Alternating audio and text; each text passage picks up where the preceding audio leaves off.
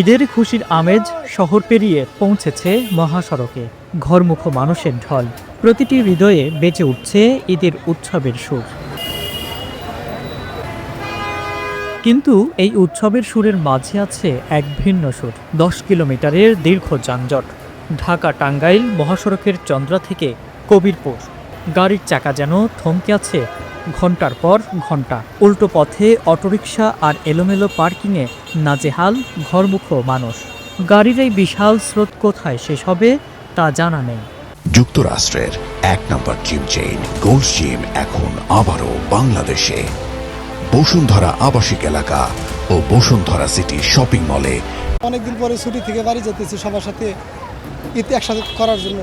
ঘন্টার পর ঘন্টা দাঁড়া রয়েছি, আমরা ডাবল টাকা দিয়ে টিকিট পাইতেছি না, সিট পাইতেছি না। দাঁড়ায় যাবো, দাঁড়ায় যাওয়ার কোনো ব্যবস্থা নেই। মানে এই অবস্থায় রয়েছি, কখন গাড়ি পাবো সে আশায় রয়েছি। ঈদের এই ভিড়ের মাঝে সুযোগ খুঁজছে এক শ্রেণীর মানুষ।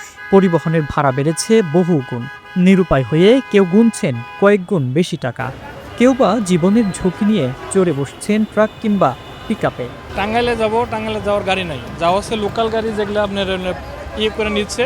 ১৫০ টাকার ভাড়া, ৬০০ টাকা, ৫০০ টাকা। পোশাক কারখানা ছুটি হওয়ায় গাজীপুরের রাজপথ এখন জনসমুদ্র।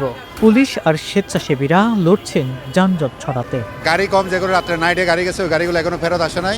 ওই যে সকাল থেকে প্রচুর যাত্রী ছিল, আমরা যে খালি গাড়িগুলো পাচ্ছি সব গাড়ি দাঁড়িয়ে দাঁড়িয়ে যাত্রী সব তুলে দিচ্ছি। এখন এই যে প্রায় 70% যাত্রী কমে গেছে। আর ঈদের এই আনন্দের মাঝে আছে অনেক না বলা গল্প। কেউ পরিবারের সাথে ঈদ করার জন্য অধীর আগ্রহে অপেক্ষা করছে, কেউ বা প্রিয়জনদের সাথে দেখা করার জন্য দীর্ঘ পথ পাড়ি দিচ্ছে। এই সব কিছুর মাঝে আছে এক অব্যক্ত অনুভূতি, এক অনাবিল আনন্দ। ঈদের এই খুশির উৎসব সবার জন্য কল্যাণময় হোক। ইব্রাহিম প্রামাণিক, ডেইলি সান।